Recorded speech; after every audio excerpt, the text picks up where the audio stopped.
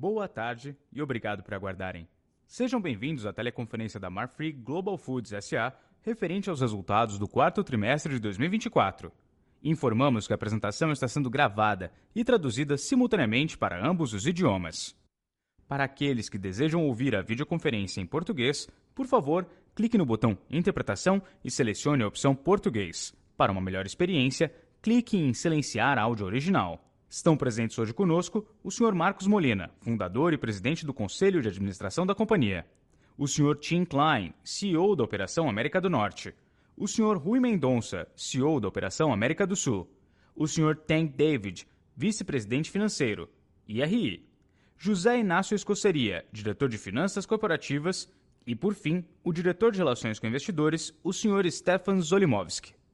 Informamos que todos os participantes estarão apenas assistindo à videoconferência durante a apresentação e, em seguida, iniciaremos a sessão de perguntas e respostas quando mais instruções serão fornecidas. Antes de prosseguir, gostaríamos de esclarecer que eventuais declarações que possam ser feitas durante essa teleconferência são relativas às perspectivas de negócio da Marfrig Global Foods S.A., projeções, metas operacionais e financeiras que constituem-se em crenças e premissas da administração da companhia, bem como em informações atualmente disponíveis para a Marfrig Global Foods S.A. Considerações futuras não são garantias de desempenho. Elas envolvem riscos, incertezas e premissas, pois se referem a eventos futuros e, portanto, dependem de circunstâncias que podem ou não ocorrer. Investidores e analistas devem compreender que condições gerais, condições do setor e outros fatores operacionais podem afetar os resultados futuros da Marfrig e podem conduzir a resultados que diferem materialmente daqueles expressos em tais condições futuras. Gostaria agora de passar a palavra ao Sr. Tank David, que iniciará a apresentação. Por favor, Sr. Tank, pode prosseguir. Boa tarde a todos e muito obrigado por participarem de mais uma teleconferência da Marfrig Global Foods. Comentaremos a seguir os resultados consolidados do quarto trimestre de 2024.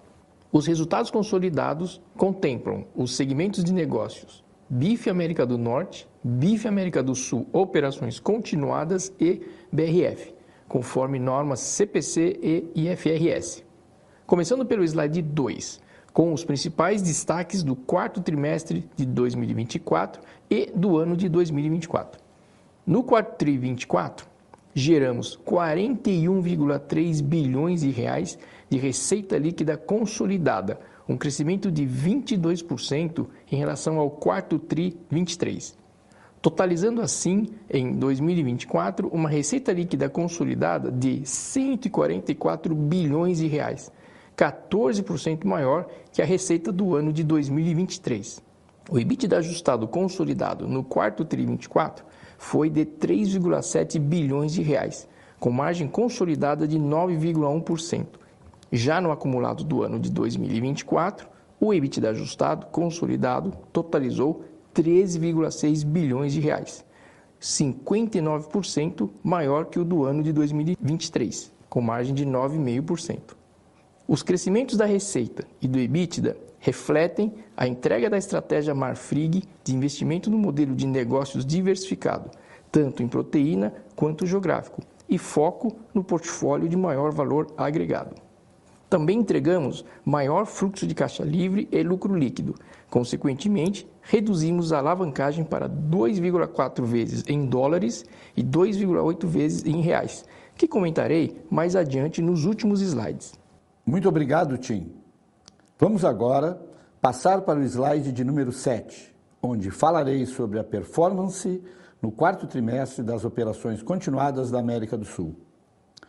Vamos começar pelo gráfico à esquerda, do volume total de vendas. Atingimos 241 mil toneladas no trimestre, 25% acima do volume do mesmo trimestre de 2023. Esse forte crescimento é resultado dos investimentos em aumento de capacidade realizados pela companhia ao longo dos últimos anos e pelo maior nível de ocupação garantido pelo abastecimento dos confinamentos. Passando para o gráfico central, o da receita líquida, atingimos 5,1 bilhões de reais no trimestre, 19% acima da receita líquida do mesmo período de 2023. Já no gráfico à direita, o do EBITDA ajustado, atingimos o montante de 660 milhões de reais, um crescimento de mais de 25% sobre o EBITDA do quarto trimestre de 2023. A forte performance é explicada principalmente pela combinação de aumento de capacidade, melhor eficiência dos complexos industriais com maior escala e maior participação de produtos de valor agregado. Com isso, atingimos uma margem EBITDA de 12,8%, um crescimento de 60 pontos base, mesmo em comparação ao excelente resultado de 2023. Os fortes resultados alcançados durante os trimestres e no acumulado do ano são a confirmação da assertividade de nosso modelo de negócios, muito mais resiliente frente às oscilações de ciclo e preço. Passando para o próximo slide, falarei sobre a dinâmica das exportações na operação continuada. No quarto trimestre de 2024, as vendas para o mercado externo representaram 51% do total da receita da operação. As vendas para a China tiveram um peso menor, quando comparamos com a participação do mesmo período de 2023, e passaram a representar 52% das exportações da operação continuada da América do Sul. No acumulado do ano, como podemos ver no último gráfico à direita, as exportações para a China também apresentam uma redução. Saímos de 60% para um patamar 14 pontos menor, de 46%. Temos nos dedicado a aumentar nossas alternativas de canais de vendas em todas nossas unidades para outros mercados, com o objetivo de capturar sempre as melhores oportunidades comerciais. Com esse objetivo, temos observado excelentes oportunidades em vários mercados, com destaque especial para a região da América do Norte, que em 2024 cresceu 4 pontos percentuais, alcançando 14% do total exportado de nossa operação. Passo agora para o Tang, que completará os destaques consolidados da Marfrig. No slide 13, receita e EBITDA ajustado continuado do quarto TRI 24. Do total da receita gerada no quarto TRI 24 de 41,3 bilhões de reais, o segmento América do Norte contribui com 45%, BRF contribui com 42% e América do Sul com 13%. Na geração de EBITDA ajustado de 3,7 bilhões de reais, BRF representa 74%, América do Sul 17% e América do Norte 9%. Em termos de moeda, 72% da nossa receita consolidada é gerada em dólares e 26% em reais. Passando agora para o slide 15, apresentamos a geração de caixa livre. No quarto TRI 24, o fluxo de caixa operacional consolidado foi positivo em 4,4 bilhões de reais. Os investimentos realizados em CAPEX e o montante gasto com despesas financeiras foram de 1,4 bilhões de reais em cada rubrica. Como resultado, o fluxo de caixa livre do trimestre foi positivo em 1,6 bilhão de reais. No acumulado do ano de 2024, a Marfrig gerou 12,2 bilhões de reais de fluxo de caixa operacional, resultando em 2,9 bilhões de reais de fluxo de caixa livre, conforme o slide 16. Passando para o slide 17, dívida líquida e alavancagem gerencial.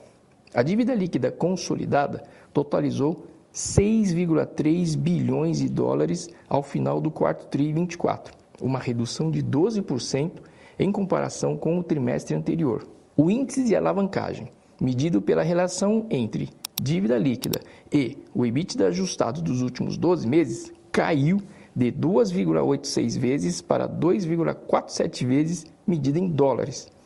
Quando mensurado em reais, o índice caiu de 3 vezes para 2,82 vezes, evidenciando os fortes resultados operacionais e consequente forte geração de caixa livre. Slide 18. Reduzimos a alavancagem consolidada pelo 7º trimestre consecutivo e finalizamos 2024 com 2,47 vezes medida em dólares, 1,4 vezes menor que o índice final de 2023. Com a forte performance operacional do quarto TRI, somado ao recebimento parcial dos recursos da venda dos ativos da América do Sul, executamos diversas ações de redução do endividamento consolidado, redução da despesa financeira e da alavancagem. Essas iniciativas fazem parte da disciplina financeira da Marfrig na alocação de capital e geração de valor para os nossos acionistas. Último slide 19, resultado líquido e geração de valor. Em 2024, apresentamos lucro líquido consolidado de 2,8 bilhões de reais, versus um prejuízo de 1,5 bilhão de reais em 2023. A alta rentabilidade da Marfrig foi refletida na geração e distribuição de valor para nossos acionistas. Em 2024, de acordo com o ranking B3, a Marfrig foi a empresa com maior percentual de dividend yield, 29,8%, e a segunda maior valorização do preço da ação do índice Bovespa, 105%. Em dezembro de 2024, a Marfrig distribuiu 2,5 bilhões de reais em dividendos e a BRF distribuiu mais 1,1 bilhão de reais em JCP para os respectivos acionistas. A nossa diversificação de proteínas e geográfica, com foco em portfólio de maior valor agregado, contribui significativamente na geração de valor para os acionistas da Marfrig. Em 2025, seguiremos focados na contínua captura da eficiência operacional, controle dos custos e redução da alavancagem, resultando na maximização do retorno para todos os nossos acionistas. Obrigado. Obrigado. Iniciaremos agora a sessão de perguntas e respostas. Caso deseje fazer uma pergunta, por favor, pressione o botão levantar a mão. Ao ser anunciado, uma solicitação para ativar seu microfone aparecerá na tela, e então você deve ativá-lo para fazer perguntas. Lembrando que para ouvir a videoconferência em português, por favor, clique no botão Interpretation e selecione a opção Português. Se a sua pergunta for respondida, você pode deixar a fila clicando sobre o botão Abaixar a mão. Aguarde enquanto coletamos as perguntas.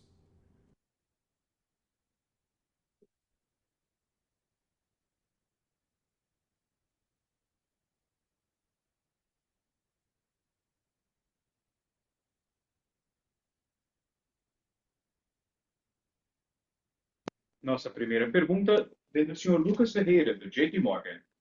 Por favor, senhor Ferreira, seu microfone já está liberado. Olá, pessoal. Boa tarde. A minha primeira pergunta para o Rui. Rui, você falou um pouco sobre o modelo de negócio, né? Vocês conseguiram até aumentar um pouco a margem no negócio na América do Sul, mesmo com o desafio aí do preço da arroba subindo. Você pode falar para a gente um pouco, se você puder abrir, quanto que vocês estão rodando de utilização de capacidade, se esse número é algo, na sua opinião, sustentável ao longo de 2025, né, dada provavelmente aí a contração da disponibilidade de gado no Brasil, quanto que vocês conseguem suprir de confinamento, enfim, como é que você enxerga a utilização de capacidade aí ao longo do ano, e quanto desse resultado, na sua opinião, se também puder comentar um pouco de mix de mais valor agregado, quanto é que está esse mix hoje, quanto que ele pode subir ao longo de 2025 com os investimentos que vocês têm feito. E aí a segunda pergunta para o Tang é sobre geração de caixa. Se puder também só relembrar para a gente, Tang, o que vocês esperam de investimento, de capex, aí, capital de giro no ano, olhando só a operação da Marfrig, e se faz sentido, de alguma forma, olhar para eventual novos pagamentos de dividendos da BRF, como alguma forma também de liability management, para ajudar o liability management da companhia, ou seja, como é que vocês estão imaginando a BRF ajudando essa equação aí de liability management de vocês? Obrigado. Boa tarde, Lucas. Bem, nosso novo modelo de negócio, que garantiu esse resultado, ele está baseado em uma série de fatores que contribuíram para essa composição que eu vou te falar agora. Primeiro, a operação em complexos industriais. Esses complexos industriais, eles garantem um custo de produção por quilo 35% menor do que uma unidade normal, né? Eles também foram escolhidos pela localização e, obviamente, pelo número de habilitações. Nós temos, com relação aos produtos de valor agregado, que tu mencionaste, hoje os industrializados já representam mais de 25% da receita da Marfrig na América do Sul, e os produtos desossados com marca premium no Brasil já são mais de 40%.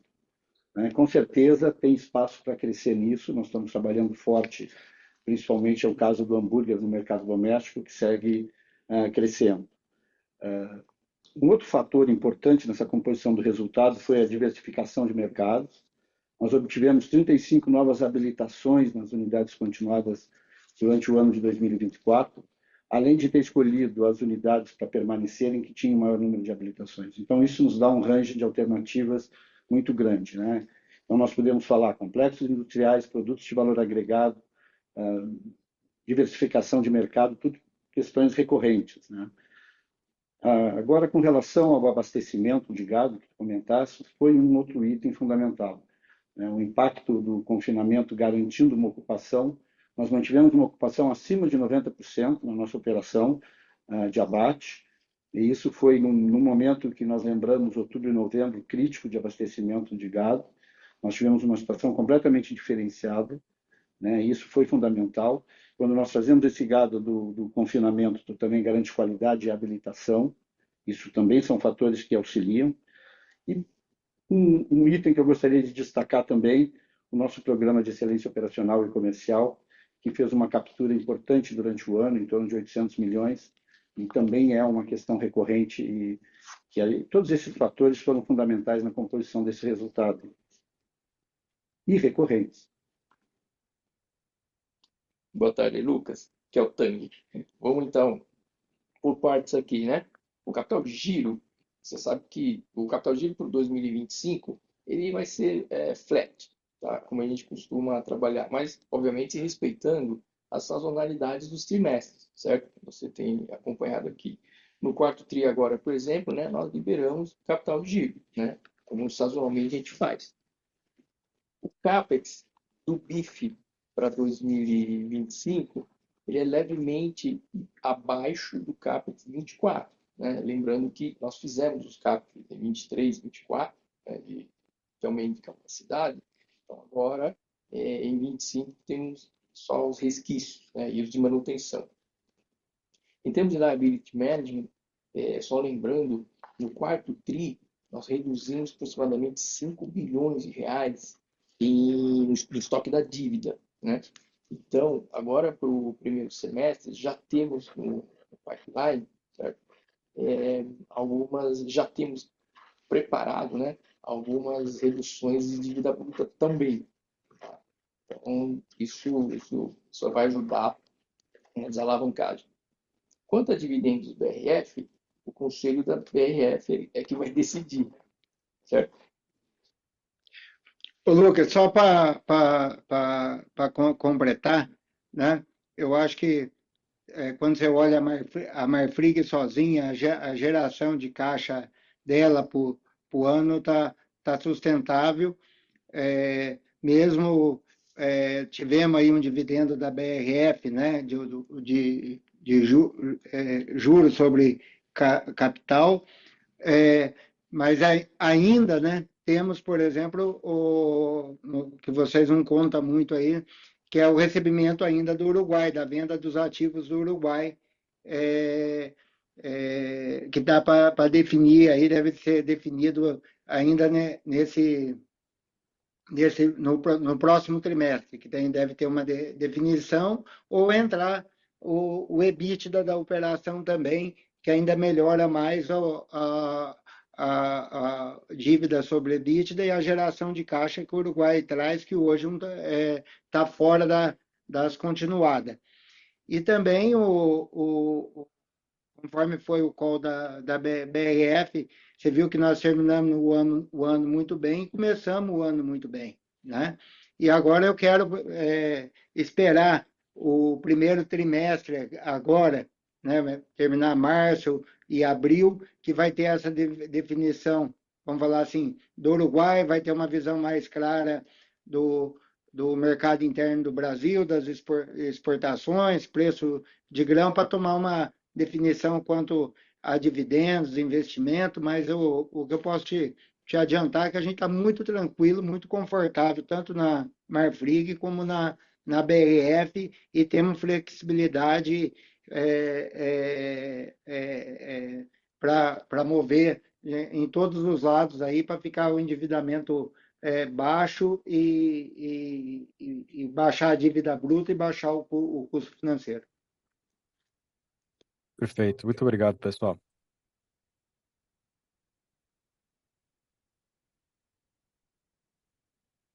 Nossa próxima pergunta vem de Gustavo Troiano, do Itaú BBA. Professor Troiano, está liberado. Boa tarde a todos. Pessoal, vocês conseguem me ouvir? Eu ver sim, Gustavo. Perfeito, obrigado. Pessoal, são dois pontos aqui que eu gostaria de explorar na nossa conversa hoje. O primeiro relacionado à BRF também, mas tentando olhar para um lado operacional. Vocês já começaram, né, a fazer em alguns movimentos de venda junto com a BRF, alguns produtos até, né, tem marcas estampadas nos mesmos, né, no mesmo label. O que eu queria ouvir de vocês é o que mais vocês conseguem almejar, né, dessa parceria com a BRF, onde que tem um pouco mais de valor para ser gerado nessas sinergias, e aí pensando mais no operacional hoje, que vocês ainda não estão fazendo, né? E se vocês pudessem comentar um pouquinho, né, do como é que vocês estão vendo o desenvolvimento do que já foi feito em parceria com a BRF nesse sentido. E a segunda pergunta, até voltando um pouco para o ponto de América do Sul, vocês conseguem dar um pouco mais de granularidade aqui do que é nível de rentabilidade dos produtos processados que vocês desenvolveram, né, no mix de South America, comparado com o resto do portfólio, que talvez seja um pouco mais in natura, mas para a gente ter um pouco dessa ordem de grandeza da rentabilidade. E aí, olhando para frente, se tem uma mudança relevante de mix que vocês podem alcançar, né, com esses investimentos todos que vocês fizeram aqui no Brasil. Obrigado, pessoal. Obrigado, Gustavo. Boa tarde. Na verdade, iniciando pela questão referente à BRF, a gente já iniciou uma série de trabalhos conjuntos administrativos. Então, isso realmente é um ganha-ganha para as duas empresas. Esse trabalho se fortalece a cada dia, buscando novas oportunidades. As questões comerciais no ramo internacional, a gente tem feito feiras em conjunto, discutindo clientes, oportunidades. Isso tem sido também uma sinergia extremamente interessante. Essa questão das marcas, ela está só iniciando, né? Nós estamos iniciando agora. Eu acho que tem tudo a ver, nós estamos falando de marcas sólidas, nós levamos qualidade e sustentabilidade, tanto na Marfrig quanto na BRF, ainda por cima com reconhecimento nacional e internacional das marcas. É um projeto que está somente iniciando, né? Nós não temos a menor dúvida de que vai trazer muitos ganhos, né? Agora, entrando na tua segunda parte da pergunta, referente aos industrializados, né? Realmente os industrializados eles já representam mais de 25%, né? Eles carregam uma margem mais alta. Não vamos entrar no detalhe da margem, mas vamos falar que são sempre 2 dígitos, né? E nós temos realmente conseguido uma penetração muito grande. Eles ainda representam 70% do volume desses industrializados ainda são nos mercados domésticos, tanto Brasil, Argentina, Uruguai. Mas a oportunidade de exportação está só começando, e ela é uma dessas alternativas que tu comentaste como alternativas de ampliação de ganho. A exportação de industrializados ainda é incipiente e com muito potencial de crescimento. Tá claríssimo, muito obrigado.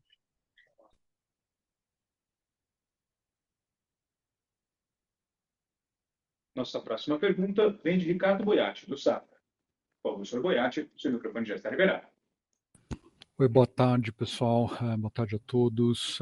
Eu tenho uma pergunta aqui com relação a um follow-up, na verdade, um comentário do Rui, com relação ao confinamento, né, o fornecimento dedicado de gado de confinamento. É interessante ver, né, os efeitos positivos, não só de garantia, né, de suprimento, mas também de qualidade, habilitação e tudo mais. A minha pergunta aqui é se tem espaço, se vocês estão vendo espaço aqui para ampliar mais aqui esse fornecimento aí dedicado, né, de gado via confinamento para a companhia.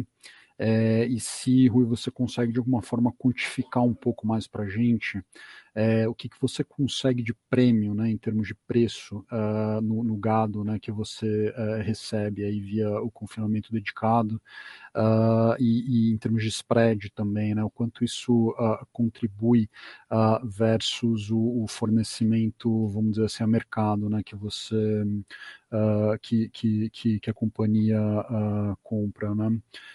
Essa seria a primeira pergunta. E a segunda pergunta para o Tim, se ele puder comentar um pouco todas essas mudanças aí com a nova administração, né, na Casa Branca, se ele vê algum risco material, né, para a operação da National Beef em termos de restrições, né, para a imigração e também com toda a política comercial, enfim, se isso tem afetado de alguma forma o planejamento da companhia, ou se não tem nada relevante até agora. Obrigado, pessoal. Ricardo, boa tarde. Com relação aos confinamentos, a gente deixou claro que o objetivo nessa etapa é atingir 25% do abastecimento através dos confinamentos. Nós já conseguimos isso no quarto trimestre, um crescimento muito grande em relação ao quarto tri de 2023. E realmente esse gado que vem do confinamento, ele tem algumas vantagens importantes. Além de garantir a ocupação, como eu falei, nós tivemos mais de 90% de ocupação no momento crítico de abastecimento. A qualidade da carne é realmente um fator importante para atender os nossos programas de produtos de valor agregado, os produtos com marca, é fundamental. A questão de sustentabilidade não pode ser esquecida, melhora a rastreabilidade, melhorando a genética e o tempo para o abate reduz emissões também, então é um fator adicional importante dos confinamentos. E a habilitação Europa. Né? Ao transitarmos pelos confinamentos e ficarmos mais de 90 dias lá dentro, e como eles são habilitados para a Europa, o gado fica habilitado para a Europa. Isso nos traz também um importante ganho. Os cortes que são mais valorizados na Europa, como por exemplo filé mignon, contrafilé, coxão mole. Então isso aumenta o nosso mix de alternativas na hora de fazer o planejamento de produção. Então os ganhos realmente são muito grandes. Eu não tenho como te quantificar exatamente agora item por item, mas ele é um modelo de sucesso que está sendo replicado da National Beef. Né? Então a gente tem essa experiência de longa data, garantindo realmente o sucesso de uma operação combinada como essa. Espaço para crescer sempre tem, né? É um trabalho que vai seguir se discutindo e vendo oportunidades de ampliação desse modelo. Perfeito, pessoal, muito obrigado.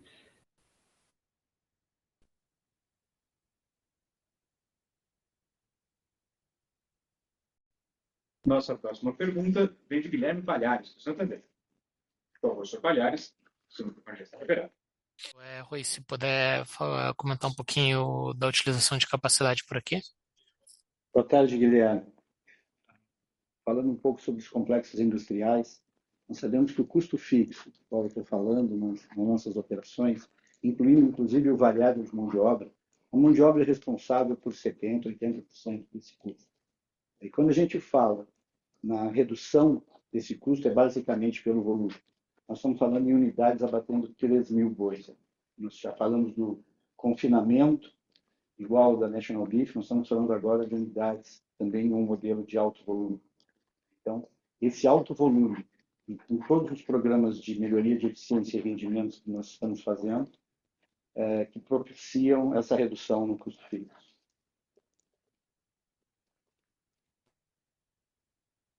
Perfeito, obrigado, Rui.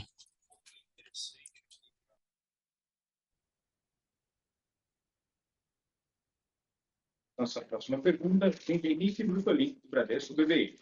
Por favor, Sr. Brustolin, seu microfone já está liberado. Boa tarde a todos, obrigado por pegar minhas perguntas. Eu tenho duas também. A primeira, um pouco no ponto anterior, Rui. Volume, a gente viu uma dinâmica muito forte, né, no trimestre, assim como vinha sendo ao longo dos últimos tris. A minha dúvida é o quanto disso já é representativo como uma velocidade cruzeiro para o ano que vem, ou o quanto você ainda mais tem espaço para crescer dentro da operação, pensando nos investimentos que já foram feitos, né? Nem considerando eventuais investimentos adicionais aqui que possam vir a acontecer. E o segundo ponto, também na América do Sul, se vocês pudessem comentar só um pouquinho mais sobre o que vocês têm visto de dinâmica nos grandes mercados internacionais, né? Então, eu acho no trimestre chama atenção particularmente Estados Unidos e Europa. E o que vocês têm visto da dinâmica de preço, espaço para eventualmente até a cooperação de vocês continuar aumentando o mix para essas geografias que eu entendo tem algum prêmio de preço, e até um pouco sobre China, né? Que mesmo que seja um mercado que tenha perdido relevância, ele é ainda bastante importante para o todo da operação, né? Então, ouvir um pouco mais do que vocês têm visto na ponta de demanda. Obrigado.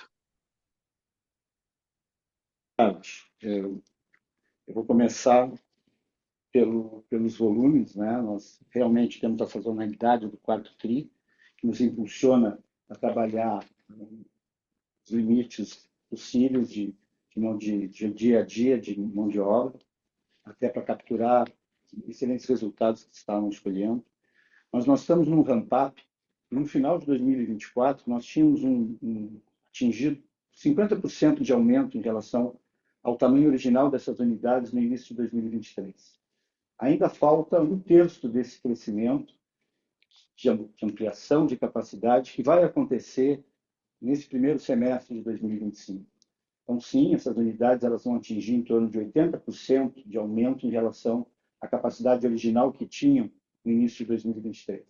E isso vai ser capturado ao longo desse ano, com certeza. Com relação aos mercados internacionais, esse grande número de aplicações que perseguimos e temos, elas nos permitem ir migrando mercados e usando o mercado interno como um grande mercado. Em alguns momentos ele é superior a preço em relação até mesmo à Europa, eventualmente. Varia muito, né, com sazonalidade. Mas nós sim enxergamos a China forte ainda, com a maior demanda. Um terço da demanda internacional de carne bovina é da China.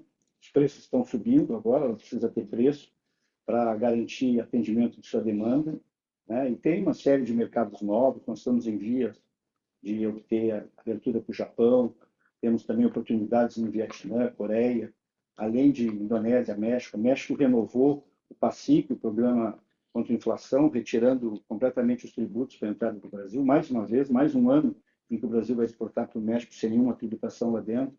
Então, acho que as oportunidades e o protagonismo do Brasil no mercado internacional são fortes. Tá muito claro, Rui. Obrigado.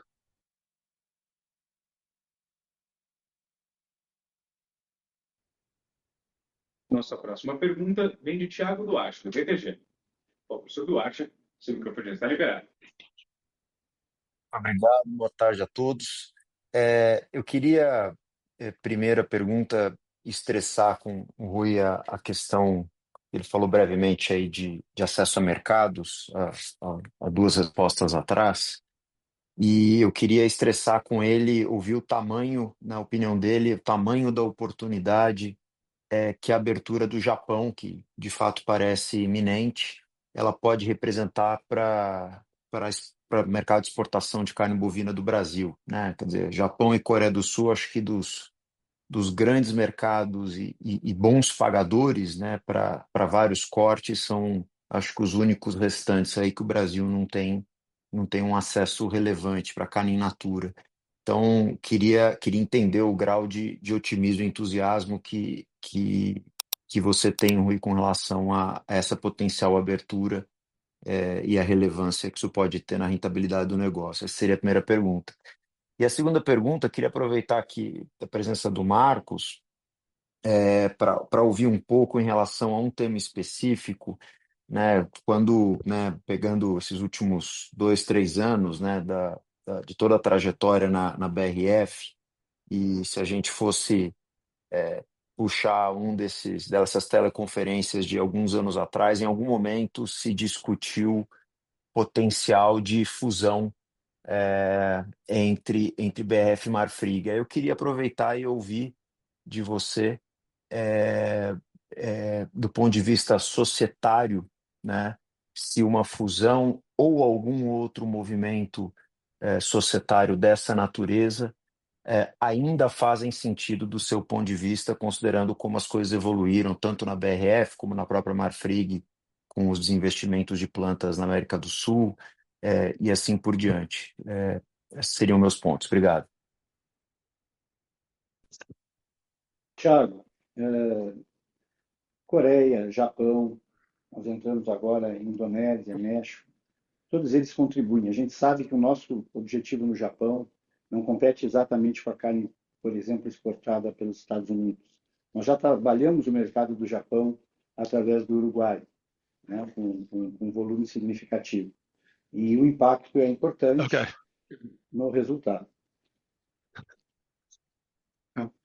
O Thiago, Marcos, essa parte societária é uma coisa que eu não tenho no momento pensado ou planejado, bem porque a Marfrig é controladora da BRF, a gente tem focado muito o crescimento da BRF, todo o trabalho que foi feito na BRF e ainda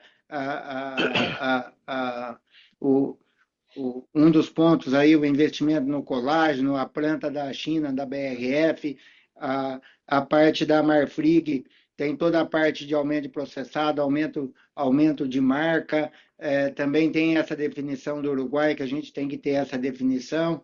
Depois tem todo esse cenário aí, essa mudança do novo governo americano, que pode influenciar em alguns mercados, né? Então, tem todo também o crescimento na Arábia Saudita da BRF, a parceria com a PIAF. Então, nós temos tanto foco aqui principal que esse societário é a coisa que eu menos me preocupo e não estou olhando não tem nada definido. E, para mim, é uma coisa secundária que sempre o que a gente está fazendo é o seguinte, o que é melhor para a Marfrig, o que é melhor para a BRF, tanto para o acionista da BRF, também como o acionista da Marfrig, e que esteja sinergia, que as empresas juntam, possam trabalhar e ser melhor para as duas. Então, não tem nada planejado da parte societária, não estou vendo nada no momento. Muito bom, obrigado, Marcos e Rui. Um abraço.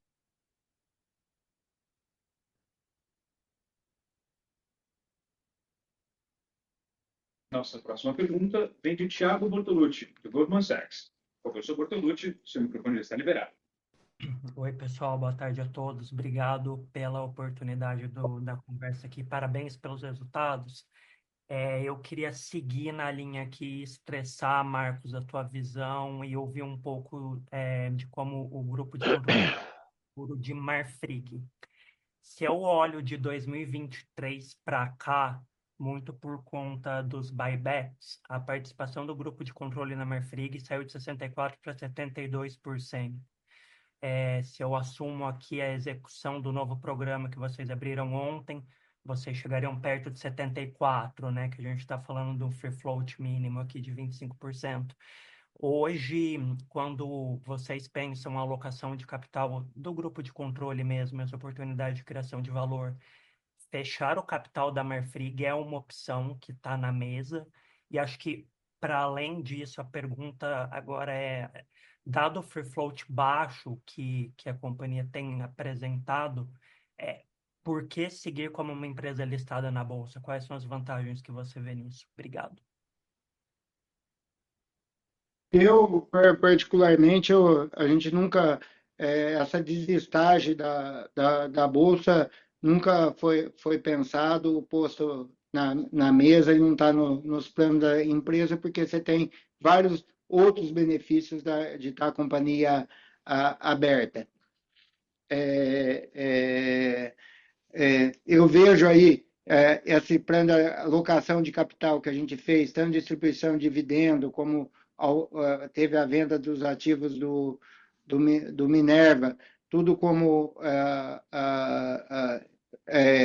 investimento bom para a empresa, com retorno. Ainda a gente acha que nesse plano de recompra que a ação, para nós está um ótimo preço interessante para recompra, para investimento, né? Mesmo porque a gente acha aí para o futuro, tanto a BRF, o que ela tem para crescer, a gente acredita em uma diminuição de juros a partir do ano que vem, Então, tem todo aí um cenário que a gente vê tanto para o mercado de proteína, como bovina, suína e de aves, que é bom para o negócio esse investimento. Agora, esse 25% aí, mesmo com esses planos de recompra, ainda o diário, acho que o Stefano, a liquidez diária é uma liquidez super boa, super confortável, é uma ação que tem liquidez, então a gente está super tranquilo em manter essa posição como está hoje. Excelente, Marcos. Obrigado.